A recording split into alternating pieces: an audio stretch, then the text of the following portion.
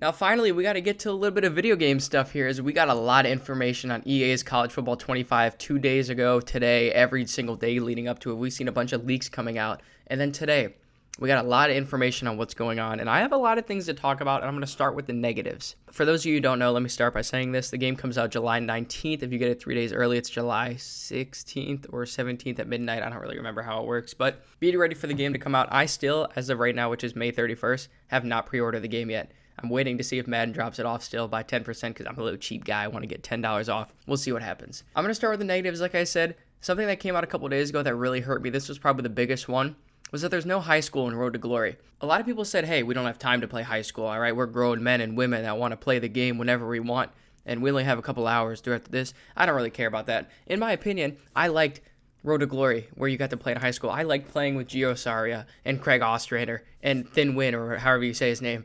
It's not in the game anymore. Now, something I don't like is that it seems like it's kind of like a My Career sort of version, which they tried before with Long Shot, and it was terrible. Like, the story is, oh, you get to play a couple moments throughout this, and then you get to choose this, and it's like it feels like they want you to not be linear, but it ends up all being pretty linear. What I mean by that is you can only choose 5 positions, which I also didn't like, being quarterback, running back, wide receiver. What are the other two?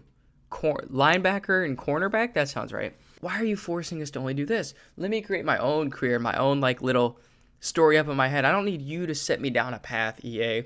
But again, I'm going to try not to be that that pessimistic about that specific thing.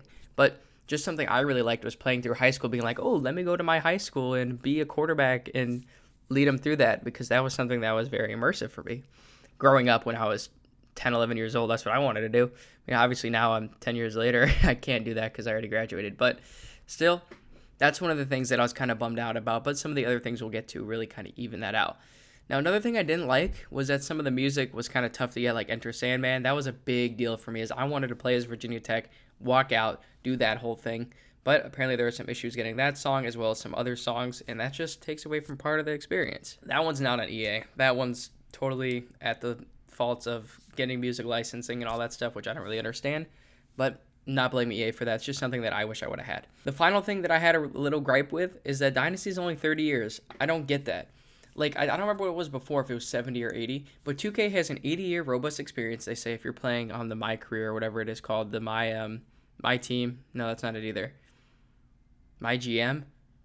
My League? I don't know. But you get 80 years, so why limit it to 30? Now, granted, have I ever even gotten to 30 years in my NCAA Dynasty? No. But still, why limit it? There are people that get there all the time, and it's like, oh, you have to retire. I see it on subreddits, and it's like, why even limit it? Why? I don't see the reason for being like, you can only play 30. Next. And I get it, just have 2 dynasties. Like, that's fine. That's what people will do. But, like, if I want to have an 80-year experience, why can't I?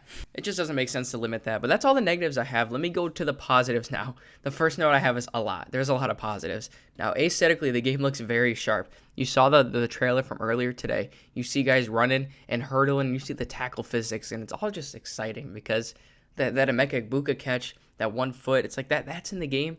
You know, it's not any more clunky animations where it's like, oh, the game kind of forced your player up and back down to get the animation. Like, it looks like the real physics makes sense. Another thing I really liked was that the minor details were thought of, like the apparel, custom crown sounds. Like, you look at all the different gear that you could put on your players. Like, you can put 20 different sort of patches on your arm or whatever you want, like a neck pad or something. That's cool that you can customize your player however you want. And the crowd sounds, can't wait to see the booing when I throw my 4th interception in the first quarter, or just like the dynamic crowds being in the game and actually making a difference, like having a feel to them. Because while in NCAA 14, you can kind of feel a crowd every once in a while. It's like, oh, this feels like a big moment. But this should feel like you're actually in the atmosphere now. Now, the other thing I like is that we don't have XFactors. Now, in Madden 20, XFactors came out, and everyone was like, I don't know about that. But then it kind of grew on me, and I kind of did like the XFactors. Not for college, though, because I don't need 85 overall guys playing better than 95 overall guys. Like, I like just having attribute-based sort of reward system where the guys that are rated higher are the ones that are going to play better. And that's a good thing for me. Now, the abilities that we saw above Carson Beck, I think, it looks like there's like a 2K badge sort of thing where you can have bronze, silver, or gold badges or abilities, which seems cool. I like that. I like that we get a chance to maybe if you can customize that or what it is that a player can have to make them a little bit better. A couple things that look very difficult and fun to try out, which I'm definitely going to be terrible at, is the new kicking meter and the new throwing mechanics. Like, you look at those, and the kicking meter, it looks like it has 3 steps instead of the normal 2, where it's just like power, accuracy. So now it looks like kicking will be a lot harder. And the throwing mechanics, which I know they kind of did in Madden, I struggled with because I didn't really play online Madden this year. I'm excited to learn. I'm excited to throw a couple of interceptions, which leads to my final point, that running the ball looks exciting. Because I'm not going to be able to throw the football at all, but running the ball looks smooth. The game looks fast. It looks clean.